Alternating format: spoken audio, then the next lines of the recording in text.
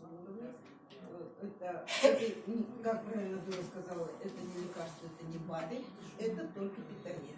Питание для наших клеток. Поэтому, когда мы начинаем употреблять продукт, то у нас идет именно, начинается наше оздоровление именно с клетки. Наша медицина любит лечить органику и систему, правильно же, да? То есть, органы – это клетки, поэтому если у нас оздоровление идет на уровне клеток, значит оздоравливается весь организм. Вот, ну я что хочу сказать. Я понимаю, уже где-то 3 недели, ну, особо я их не чувствовала, да, но тут решила я увеличить дозу.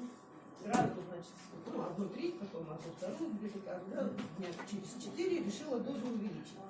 И 2 дня пила по 1 капсуле. На 3-й день у меня поднялось давление. Оно поднималось у меня, а тут уже оно хорошо поднялось, я почувствовала себя не очень хорошо.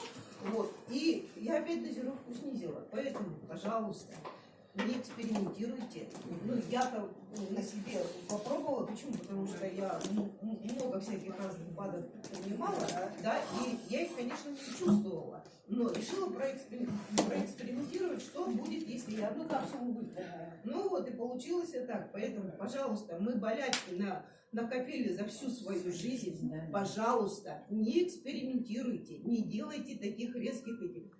Начинайте потихонечку. Организм, эта капсула, она имеет способность накапливаться в клеточках. Поэтому не гонитесь сразу за большими результатами. Вы получите большое обострение своих хронических проблем. Поэтому, пожалуйста, постепенно, чуть-чуть, потихонечку увеличивайте. Потому что, ну, когда человек получит обострение, он скажет, а мне стало хуже.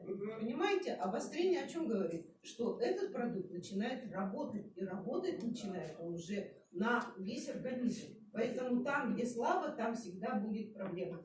Поэтому не гонитесь за результатами, ладно? Начинайте потихонечку, по маленькому. Да, правильно.